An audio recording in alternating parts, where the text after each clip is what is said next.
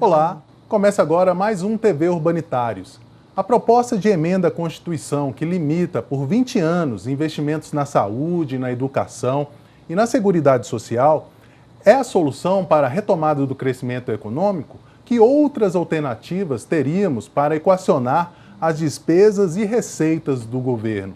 Para falar sobre esse assunto, está aqui nos estúdios da TV Comunitária de Brasília a economista Esther Dweck, que é professora da Universidade Federal do Rio de Janeiro e assessora técnica na Comissão de Assuntos Econômicos do Senado. Seja bem-vinda, Esther. Obrigado por ter aceito o nosso convite. Obrigado pelo convite, obrigado aos urbanitários e ao pessoal que está assistindo. Realmente esse é um tema que a gente precisa de muito debate e esclarecer bastante a população sobre os efeitos dessa medida. E é um assunto que afeta a sociedade inteira, né, Esther? Essa proposta, ela é a solução para a retomada do crescimento econômico do Brasil? Não é, ela não é nem a solução para a retomada do crescimento e nem para que seria até mais modesto para a nossa situação fiscal. Na verdade, a gente tem essa medida, ela parte de um diagnóstico errado e está propondo uma solução que, na verdade, é uma reformulação muito grande da nossa Constituição. Eu digo isso por dois motivos. O que gerou uma situação fiscal que a gente tem hoje, que todo mundo está um pouco assustado, com déficit em 170 bilhões e achando esse número muito alto, não foi o aumento da despesa. E a PEC está tratando só da despesa. Que a gente teve por conta, desde a crise, na verdade, de 2009 e com a desaceleração econômica dos últimos anos, uma queda muito forte da receita. Na verdade, a gente perdeu a arrecadação, principalmente federal, perdeu bastante a arrecadação. E, por outro lado, a dívida aumentou, aí mesmo não tem nada a ver com a despesa. A dívida aumentou porque o pagamento de juros aumentou muito, principalmente em 2015. Já até começou a cair esse ano, mas em 2015 teve um aumento muito grande. Então, é uma medida que trata de uma única componente da discussão fiscal, que é o gasto público, não trata de arrecadação e não trata da discussão sobre o pagamento de juros. Então, ela pegou um único elemento, que era justamente o elemento que tinha menos problema na situação fiscal que a gente está vivendo.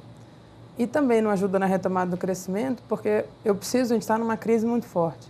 As famílias estão preocupadas com o risco de desemprego, com a renda caindo, desemprego alto, a renda caindo. As empresas, por sua vez, estão vendo a demanda delas muito reprimida. As pessoas desempregadas, ou mesmo quem está com risco de desemprego, acaba comprando menos. E aí, na verdade, você tem o setor privado muito retraído. E o governo deveria ser o único que poderia dar um estímulo nesse momento, e isso, 95% dos economistas concordariam comigo, que numa situação de recessão como a gente está vivendo, só o setor público pode realmente retomar um pouco o crescimento econômico. O governo não vai fazer isso, ao contrário, vai tomar uma medida que vai impedir que o governo faça isso nos próximos 20 anos. Não é nem só agora nessa crise, mas para qualquer outra crise futura que a gente volte a ter, o governo simplesmente está tirando a capacidade dele de intervir na economia nos próximos 20 anos. Então, isso é muito grave, não recupera a situação fiscal e também não recupera o crescimento econômico. Até porque, ao contrário, precisaria fazer uma medida para recuperar o crescimento, para aí sim a nossa situação fiscal voltar a melhorar. E retirando dinheiro de áreas essenciais para a população, né? Agora, Esther, você participou dessa semana de uma audiência pública, no Senado. Inclusive, foi convidada pelo senador Roberto Requião, do PMDB do Paraná, para ajudar na elaboração de um substitutivo que ele se refere, que seria para fazer um ponto de vista do interesse nacional para superar a crise. Que alternativa seria essa? Então, até, Henrique, voltando um pouquinho no ponto que você falou das perdas, acho que eu queria só falar um pouquinho mais das perdas, que eu não sei se as pessoas têm exata noção das perdas que vão ter. Até porque na maneira como muitas vezes se coloca, falam, não, a gente está botando um teto, e aí é só uma questão de escolha dentro das áreas. Não, a gente pode aumentar a saúde e a educação, desde que corte em outras áreas. Isso não é verdade, infelizmente. Porque quando a gente começar a aumentar as despesas apenas pela variação da inflação, a gente vai estar deixando de fazer o que sempre foi feito, que é gastar um determinado valor da renda que é gerada na economia, pelo menos fixo. Por quê? Porque a economia, se voltar a crescer, a gente vai estar crescendo acima da inflação, que é o normal de uma economia. O Brasil, tirando esses últimos 2 anos, sempre cresceu, sua renda sempre cresceu acima da inflação, e a gente não vai estar corrigindo as receitas, as despesas públicas por esse crescimento. O que significa que a cada ano a gente vai estar com menos da renda gerada sendo disponibilizada de volta para a sociedade. E isso é muito grave, porque você vai ter que fazer cortes em diversas áreas, né? A gente já começou pelo saúde e educação, né? Na emenda constitucional, o único corte de despesa efetivo que tem é em saúde e educação, que ele está mudando as regras constitucionais. Mas vai vir na sequência a reforma da Previdência, mas não vai parar por aí, porque só isso não resolve, não vai conseguir cumprir o teto só cortando saúde, educação e previdência. Você vai ter que mexer nos outros benefícios sociais, vai ter que provavelmente diminuir as famílias no Bolsa Família, vai ter que fazer cortes nas outras áreas que não tem. Cultura, meio ambiente, ciência e tecnologia. Ciência e tecnologia, então, vai acabar sofrendo muito. Então, a gente vai realmente diminuir muito a capacidade do Estado de prover serviços públicos e de gastar em áreas que são importantíssimas. E reduzindo muito a capacidade do Estado de transferir rendas para as famílias. E isso tem um efeito ruim para o crescimento econômico, porque uma das áreas que vai ser com certeza atingida é o investimento público também, né, que é um motor importante do crescimento, e na capacidade de distribuir renda, que a gente nos últimos 13 anos, 14 anos, teve uma distribuição de renda muito forte pelo gasto público, por transferência de renda para as famílias, seja via Previdência, via o BPC, que é o Benefício de Prestação Continuada, são políticas assistenciais, o Bolsa Família, foi essencial para distribuir renda no Brasil e com saúde e educação gratuitos também. E essa PEC vai dificultar muito. Mesmo com todos esses investimentos nas áreas sociais, o que melhorou a vida de milhões de pessoas, cerca de 30 milhões de pessoas saíram da pobreza e ingressaram na classe média. E ainda assim o Brasil ainda é um dos países mais desiguais do mundo. Uma proposta como essa pior, o que já é ruim, né? Não, perfeito, exatamente isso. Assim, as pessoas, eu vejo alguém falando assim, não, a gente gasta muito, a qualidade do serviço é ruim. Não, tudo bem, a qualidade poderia melhorar muito, mas eu acho que pouca gente sabe que só o Brasil e pouquíssimos outros países do mundo têm um sistema único de saúde. Pouquíssima gente sabe disso, né? Nosso sistema único de saúde pode não ser maravilhoso, pode não ter o luxo de um hospital privado, mas o fato de qualquer cidadão, se tiver qualquer problema, poder ir para um hospital de graça, pouquíssimos países do mundo têm isso. Tem países que as pessoas morrem porque não tem para onde ir. Né? Então, assim, por mais que a gente deve melhorar a qualidade, isso é claro que precisa, sempre precisa, né? Melhorar a gestão, cortar despesas talvez onde não seja necessário mesmo, fazer um ajuste, isso é básico. Mas essa PEC não vai ser só um ajuste assim, pequeno, ela vai gerar cortes sucessivos. E aí eu sempre pergunto, não, como é que você... Tudo bem, se a qualidade não é boa, cortar dinheiro vai melhorar a qualidade? Pouco provável que você consiga melhorar a qualidade cortando dinheiro. Sem investimentos. Sem investimentos. E aí, essa ideia do substitutivo, acho que essa é importante, é que eu acho que não adianta só a gente falar que essa PEC é ruim, né? E acho que a ideia do senador, e foi um pouco, enfim, que tem sido... A CAI tem feito várias... Já é a quinta, se eu não me engano, foi a quinta audiência pública sobre o tema. E já teve algumas audiências sobre alternativas à PEC. E a gente tem alternativas do ponto de vista fiscal, que são, acho que uma das alternativas mais importantes que a gente deveria discutir é a questão tributária no Brasil. No Brasil, quem paga imposto são os mais pobres e a classe média. Esse é o pessoal que paga imposto. Os ricos no Brasil praticamente não pagam imposto. Percentualmente, eles pagam a mesma coisa que um trabalhador... Não, é mais grave, eles pagam menos. Isso que é o mais grave. Não seria o impacto na renda deles que é menor do que de um trabalhador que é assalariado? Porque assim, se ele ganha salário, é verdade, né? Que a gente tem, quem ganha mais de R$5.000 de salário, paga o mesmo percentual de imposto de um milionário, por exemplo. Milionário. Só que se ele ganha dinheiro não como salário, mas como lucros ou dividendos de empresas, não tem tributação nenhuma. Então, se a gente olha o imposto de renda, que nem é o pior imposto do Brasil, o imposto de renda, quem ganha mais de R$1 milhão tem 63% de isenção fiscal. Quem ganha menos de 24 mil só tem 7% de isenção. E essa tabela, na verdade, vai aumentando a isenção quanto maior a renda. E você entrou exatamente na pergunta que eu ia te fazer agora. Por que não são os investimentos primários o problema da crise econômica? Perfeito. Não seria o caso da gente mudar essa pauta e colocar na ordem do dia assuntos como taxação de grandes fortunas, né? A questão tributária, como você levantou aqui, e o combate também à sonegação, né? Não, perfeito. Assim, acho que são dois. Acho que a gente. Primeira coisa, assim, que a PEC, ao focar toda a discussão fiscal para o gasto, ela tira que as pessoas param de olhar para a arrecadação. E o nosso maior problema não está no gasto. Uma das audiências que teve na CAI, que foi super interessante, foi sobre a regressividade, quer dizer, Na verdade, era o contrário, progressividade tributária como uma alternativa à PEC, né? Ou seja, melhorar a nossa estrutura tributária, cobrar de quem não paga para poder arrecadar mais e com isso não precisar cortar os gastos, como o governo tem proposto. E acho que nesse sentido foi muito importante que o pesquisador do IPEC foi lá, mostrou com dados excelentes. O que acontece no Brasil? A política fiscal é a distribuição de renda. A política fiscal é, antes de tudo, distribuição de renda. Eu arrecado de alguém, ou seja, a pessoa recebeu uma renda, eu tiro uma parte dessa renda e o governo não guarda esse dinheiro, ele devolve para a população. Quando a gente olha a maneira como a gente arrecada, ela não muda a distribuição de renda, até piora. Porque a gente tributa muitos bens, então tudo que a gente compra tem imposto, quando no resto do mundo não é assim. O imposto, em geral, é sobre a renda gerada. No Brasil, não. Nosso imposto de renda é baixo e nosso imposto sobre produção e bens e sobre o trabalho é muito alto. Então, a gente tributa errado e tributa mal. E aí, quem acaba pagando mais imposto são os mais pobres e a classe média. O impacto na renda deles é enorme, é infinitamente maior. E, por outro lado, onde a gente consegue distribuir renda no gasto. O nosso gasto público é muito distributivo, porque a gente oferece serviços públicos gratuitos, a gente consegue fazer transferências importantes de renda em famílias que vivem dos benefícios sociais e da Previdência. Famílias inteiras, crianças, adultos. Então, esse mecanismo é extremamente distributivo. E foi com isso que a gente conseguiu melhorar, que ainda não é boa a nossa desigualdade, mas melhorou. A gente vai piorar a única parte boa, em vez de melhorar a parte que é ruim, que é a arrecadação. Então, assim, você jogou o foco para um lugar, e aí, na verdade, é mais... Por isso que até o senador Requião falou muito isso, aí eu queria voltar à questão do substitutivo.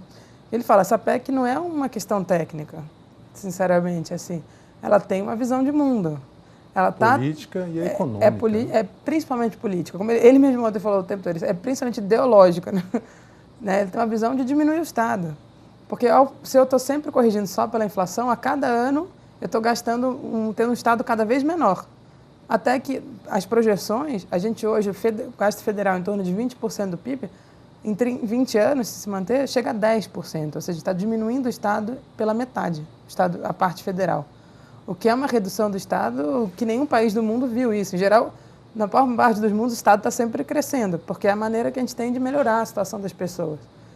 E a proposta, e aí que entra a ideia do senador Requião, a gente precisa entregar, então, outra proposta de mundo. Vamos propor, olha, isso aqui não vai resolver o problema fiscal, não vai resolver o problema econômico, não vai retomar os empregos da população. A gente precisa uma coisa que é contrária a isso, na verdade, uma outra proposta que, de fato, vai permitir que a economia volte a crescer, volte a gerar emprego, as pessoas voltem a ter renda. Isso aqui não vai gerar isso, ao contrário, ele vai deixar a gente no que a gente chama de um círculo vicioso. Que a economia cai, a arrecadação cai, eu corto gasto. Aí, quando eu corto gasto, a economia cai de novo, a arrecadação cai, eu tento cortar mais gasto. No final, a gente vai, que a gente chama uma corrida para baixo. Eu vou indo até acabar completamente o Estado brasileiro. E cria uma série de problemas sociais, né? Desemprego, violência. Não, isso assim, por que o Brasil, muitas vezes, acho que é uma coisa importantíssima, assim, que as pessoas não percebem. Fala assim, o Brasil tem uma carga tributária, né? Um total de imposto pago muito maior que países com a renda parecida ou com os países da América Latina. Mas qual é a diferença principal entre o Brasil e esses países? O Brasil tem um estado de bem-estar social, que não é comparável da Europa, porque o que a gente gasta por habitante é 1/3 do que se gasta na Europa, né? Quantos reais eu gasto por pessoa no Brasil é menos de 1/3 até do que eu gasto na Europa. Então é difícil ter a qualidade do serviço lá, porque eu gasto muito menos. Mas se a gente comparar o Brasil com qualquer outro país, a gente tem um estado, a população não fica miserável quando você tem uma crise. Porque você tem o que a gente chama um mínimo de proteção social, o mínimo não, até uma proteção social boa, e que se ela funciona bem, ela gera crescimento. Eu distribuo renda, aquela renda vai movimentar as economias, inclusive as economias locais, aquilo vai gerando cada vez mais emprego, mais crescimento, e a economia volta para um círculo bastante virtuoso, né, que é o que a gente precisa fazer. Sim, a gente falou aqui agora da questão tributária, né, de taxação de grandes fortunas, mas também tem um aspecto importante, que é o pagamento da dívida. Hoje, de tudo que a gente arrecada, 42% é pago para essas pessoas que vivem de rentismo. Chega a ser quase R$1 trilhão. Quando você fala que também esses gastos é distribuir renda. Neste caso, é distribuir renda, só que é uma distribuição inversa, né? Você está distribuindo renda para os mais ricos e empobrecendo os mais pobres, né? Não, acho que esse ponto é importante. Eu até gosto de separar um pouco o que a gente chama de amortização da renda, que, na verdade, como a gente, na verdade, rola dívida, tipo, amortização da dívida, que a gente rola, mas eu acho que o ponto central é pagamento de juros, que é um valor um pouco menor do que $1 trilhão. Agora, o pagamento de juros, esse sim é um gasto efetivamente feito. A gente hoje não paga ele a gente não arrecada imposto para pagar os juros, a gente paga, inclusive, também rolando um pouco a dívida, mas o que é importante é que, de fato, ano passado, a gente gastou com juros 8,5% do PIB. Quase metade dos gastos totais federais. E isso sim é uma enorme distribuição de renda para as classes mais altas. Isso não tem a menor dúvida disso. E aí, de fato, a gente teve o que era assim, no Brasil a gente precisa eliminar um pouco esse rentismo, porque não é que é normal ter dívida pública, tá? A dívida pública todos os países têm. O valor da dívida, até o tamanho dela nem é a coisa mais relevante, né? O Japão tem 240% do PIB de dívida. Só que lá a dívida cresce, os juros lá é zero. Então, o custo da dívida é baixíssimo. O problema do Brasil é que o nosso custo da dívida é muito alto. A gente tem uma taxa de juros extremamente alta. 14%. 14% a básica, mas a própria dívida ela é uma combinação de taxas de juros diferentes. E ela gera um custo da dívida muito alto, que nos obriga, na verdade, a ter um superávit primário para poder estabilizar a dívida relativamente alto comparado ao resto do mundo, né? Então, isso é importante, que a gente tem o pagamento de juros. O primário é a parte que, de fato, é o arrecado, e o gasto primário que exclui o pagamento de juros. Então, eu acabo tendo que fazer uma economia muito grande nessa parte para poder pagar juros, para que a dívida não tenha uma trajetória explosiva. E isso é o que é o grande problema no Brasil. Está muito desbalanceado isso. A gente precisa ter quando conseguiu reduzir juros no Brasil, infelizmente, a gente teve uma pressão muito forte contrária à redução de juros, né? Inclusive, eu até brinco que lá em 2013, quando chegou a 7,25 no final de 12 e abril de 13, teve um aumento do preço do tomate que não tem nada a ver com os juros. O preço do tomate, infelizmente, às vezes aumenta por uma questão climática. E aí começou uma pressão muito forte na mídia de que os juros estavam baixos, por isso aí comparavam os juros baixos com tomate alto, coisas que são realmente nada a ver. E aí chegou até a aparecer no programa da Ana Maria Braga, ela com colar de tomates, dizendo que o governo não estava agindo para controlar os preços.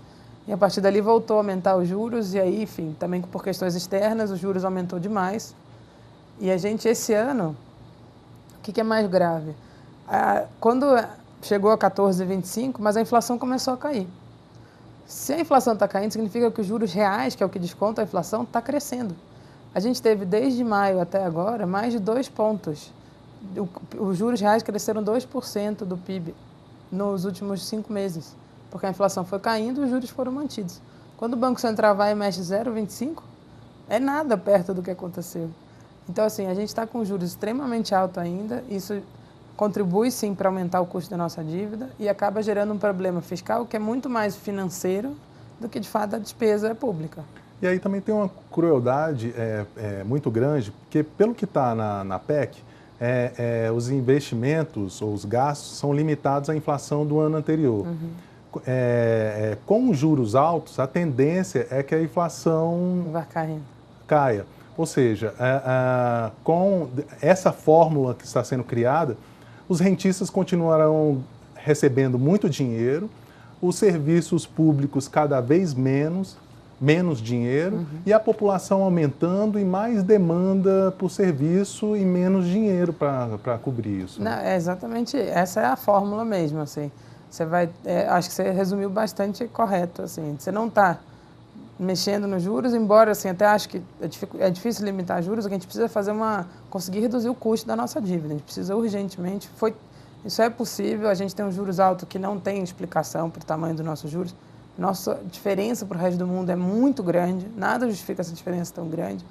A gente precisa diminuir o custo da dívida, alongar mais essa dívida para poder ela tornar mais barata também. E o que a gente tem, assim, percebido é que a PEC, em vez de a gente botar o foco para onde estão os problemas, que é queda da arrecadação, uma dívida que custa muito, a gente está pegando justamente a parte boa, que eram os gastos públicos. E aí vai gerar menos dinheiro para cada política. Então, por isso que a gente precisa, sim, uma alternativa. Existem alternativas, eu acho que são importantes. Só do lado fiscal, se a gente melhorasse a tributação, cobrasse de quem não paga imposto, também combatesse sonegação, cobrasse dívida que as pessoas devem ao governo que está atrasado. Só isso taxação de grandes fortunas. Taxar de grandes fortunas, assim, que pode ser esse imposto ou outros, mas voltar a cobrar dos ricos que não pagam quase nenhum imposto no Brasil. Se a gente conseguir fazer isso, já resolve o problema fiscal. E aí a gente precisa permitir que o governo tenha uma capacidade de justamente acelerar mais o crescimento, principalmente em períodos de crise. Então, a gente precisa ir para uma política fiscal que seja mais anticíclica, né? Como a gente fez em 2009. Então, o governo ter capacidade de agir contra a crise, né? Ter mais flexibilidade para isso. E aí a gente precisa fazer políticas realmente para a retomada do crescimento. Uma delas é aumentar o investimento público. Os juros têm que cair, com certeza, que é uma coisa que vai acontecer, porque não tem explicação para isso. Aliás, ao contrário, o Banco Central tem usado como desculpa para os juros cair a aprovação da PEC. Isso é uma coisa, sinceramente, é quase uma ameaça velada, assim, né? Dizer, não, se não aprovar a PEC, a gente não diminui os juros. Por quê? Não tem explicação para os juros estar tão alto. Né? E eu acho que tem esse ponto que eu acho que é relevante.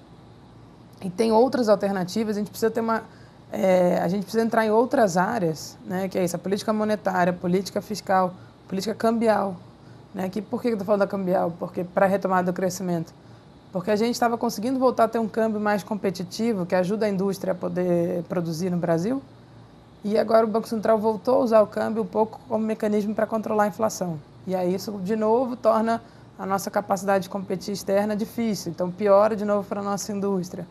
Então, a gente está assim, tem uma série de políticas econômicas que precisam ser reorganizadas para que, de fato, a gente volte a ter uma capacidade de crescer a curto prazo, que é o que a gente mais precisa nesse momento. Com certeza. Esté, há pouco a gente, antes de começar o programa, a gente conversava sobre as alterações que houve na Câmara. As mudanças foram ruins? Houve mudanças razoáveis, boas? Sinceramente, boas eu não vi nenhuma. Mesmo a que todo mundo comemorou, quer dizer, todo mundo, né? O relator da PEC comemorou como tendo sido uma vitória dele com o governo, de conseguir postergar em um ano só a mudança da regra de saúde e educação. Nem isso foi tão positivo, porque, na verdade, não teve nenhum ganho. Ele manteve uma situação muito parecida com a desse ano.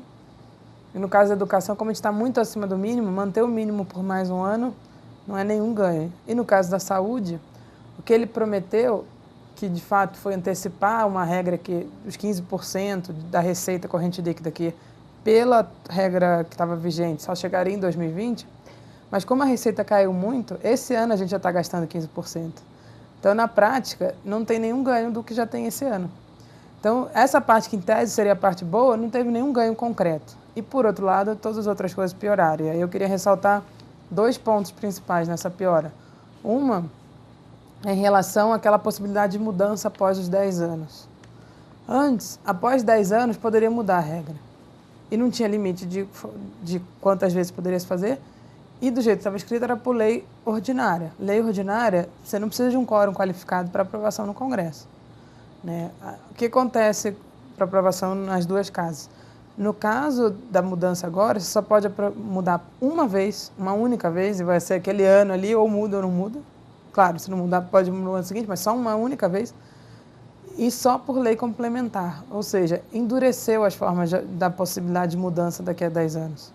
Né? Antes estava muito mais flexível, em tese cada governo poderia decidir. Agora não, mudou uma vez e vale para os próximos. E a grande coisa dessa PEC, que eu acho que as pessoas têm que entender, assim, não é o ano passado teve um ajuste fiscal, muita gente criticou, foi excessivo. De fato, eu acho até que no final ele começou a contribuir para a própria desaceleração econômica, mas era um ano. Agora a gente está fazendo uma medida que vai valer para os próximos 20, provavelmente. 2 décadas, né? São 5 governos. Não importa quem ganha. E aí a outra mudança que eu queria chamar a atenção... O complicador também é o quórum, né? Porque por mais que mude o governo, para aprovar uma nova PEC para mudar isso, precisa de um quórum qualificado. Né? Não, e para mudar por PEC, então, é mais qualificado do que lei complementar, mais alto do que lei complementar. E a outra coisa que eu queria chamar muita atenção, e acho que para os trabalhadores isso é um ponto muito importante, claro, além de toda a PEC que vai afetar os trabalhadores de forma direta, né? Até sistemas de benefícios que os trabalhadores têm, incluíram como nas partes que diz quais são as consequências de estourar o teto. Antes, muito era em cima do servidor público. Continuou essa parte do servidor público, até piorou, e deixou claro, mas incluiu uma nova que é sobre o salário mínimo. E está de forma bastante pouco clara, é o inciso, que a gente chama, né, inciso 8º do artigo 104, ele deixa bem claro que se estourar o teto, não pode ter ganho real do salário mínimo. Então, sem precisar, pode até aprovar a lei, mas se estourar o teto, não tem mais ganho real do salário mínimo. Então, isso é uma coisa que foi incluída pelo relator, ninguém deu muita bola, porque a redação é uma redação muito pouco clara, mas é exatamente o que está escrito ali. Você não pode fazer nada que aumente despesa obrigatória, e no caso do salário mínimo, fica assegurado apenas o poder aquisitivo. Ser assegurado apenas o poder aquisitivo significa só reajuste pela inflação, sem ganho real. Então, acho que esses 2 pontos são super importantes, as pessoas não sei se... Tem outras mudanças também, mas eu destacaria esses 2 como 2 centrais da mudança que foi feita. Agora, Esther, a gente está caminhando para o final do programa e eu não poderia deixar de fazer essa pergunta sobre as ocupações nas escolas, né? Já são mais de 1.000 no país inteiro, mais de 150 universidades, né? E os alunos têm sido um grande polo de resistência contra essa proposta de emenda à Constituição, né? Que afeta várias áreas. Agora, outros setores da sociedade precisam também fortalecer essa luta, né? Porque senão os estudantes ficam sozinhos, né? É possível construir uma unidade social em torno dessa... Olha, eu diria que já PEC da desigualdade? Pois é, tem tantos nomes, né? Maldade, da morte, nenhum nome positivo, viu, até agora. Mas, enfim, eu acho que eu acho que já existe, essa unidade está se construindo. Os alunos, eu até falo isso assim, acho que eles estão tendo muita mais visibilidade, primeiro pela quantidade, óbvio, né? E todo o movimento social começa por estudantes, se a gente olhar historicamente, assim, os estudantes sempre foram um polo importante de movimento social, mas eu acho que tem uma coisa da novidade das escolas secundárias. Por que também? Porque foi junto com a MP do ensino médio. Então, você fez 2 mudanças de forma bastante acelerada, né? Uma mudança tão estruturante no ensino médio por medida provisória, isso realmente balançou as escolas e os alunos, e uma outra que claramente vai cortar recursos para a área social.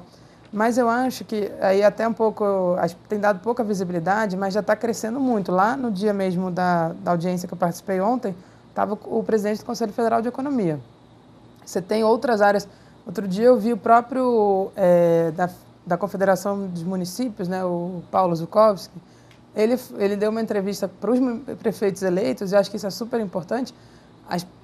O repasse que é feito, tirando o constitucional, que são arrecadação que pertence aos estados e municípios, e o Fundeb, tirando isso, todos os outros repasses que o governo federal fazia aos estados e municípios, principalmente na área da saúde, na área de assistência, na área até de investimento, saneamento, por exemplo, é basicamente financiado com dinheiro federal. A chance disso diminuir bastante é considerável. Então, ele mesmo falou que o remédio pode matar o paciente. Então, assim, acho que vai começar a ter movimento dos prefeitos, começar a ter movimento de várias associações de classe que estão percebendo. Se a gente olha a votação no Senado, tem uns 300 mil pessoas, 280 mil contrárias e 20 mil só a favor. Tem gente que mapeia a rede e já está observando que a quantidade de manifestações contrárias à PEC é muito mais ampla, até do que quando estava na discussão do impeachment, que eram grupos muito específicos. Agora, não. Pessoas que eram favoráveis ao impeachment estão contra a PEC. Não há uma... o movimento contrário é muito maior. O problema é que a votação na Câmara se deu em meio à votação das eleições municipais, que acabou dificultando muito a capacidade de mobilização, do envolvimento mesmo das pessoas nessa discussão, e as pessoas demoraram a entender. Por isso que esse programa aqui é essencial. Assim, as pessoas precisam entender os impactos, entender os efeitos, os cortes que vão ter nas diversas áreas, né? É uma sequência de cortes, né?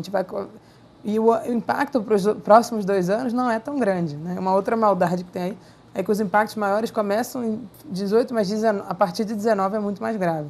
Então, assim, vai demorar para a população entender. Então, por isso que a gente precisa explicar, para as pessoas já perceberem que isso vai ter impacto muito forte na vida delas em 2, 3 anos, com certeza. Pode não ter ano que vem, que eu acho até que já vai ter um pouco, na parte de investimento, já caiu o investimento, já caiu em outras áreas, mas mais para frente vai ser cada vez mais grave as consequências dessa PEC. Talvez por isso o governo tem muita pressa para inibir essa mobilização social, né? Esté, infelizmente nosso tempo chegou ao final. Gostaria de agradecer a sua presença e a participação aqui na TV Urbanitários. Não, obrigado aos urbanitários, obrigado a você também. Eu acho que é essencial que a gente discuta essa PEC, porque essa é a maior mudança na Constituição que a gente teve nos últimos anos e vai ter um impacto sobre a nossa capacidade de crescimento e distribuição de renda sem precedentes na história do Brasil. São mudanças muito sérias, né? Eu conversei com a Esté Dweck, que é professora de Economia na Universidade Federal do Rio de Janeiro e assessora técnica na Comissão de Assuntos Econômicos do Senado. Nós conversamos sobre os impactos da PEC 241, que agora foi aprovada na Câmara e tramita no Senado, com o número PEC 55. Você pode rever este e outros programas em nosso site www.urbanitariosdf.org.br ou em nossa página no YouTube, TV Urbanitários DF. Você também pode mandar sugestões e críticas para comunicacão@estildf.org.br ou pelo nosso WhatsApp 9144 8075. 9144 8075. Muito obrigado pela companhia e até a próxima.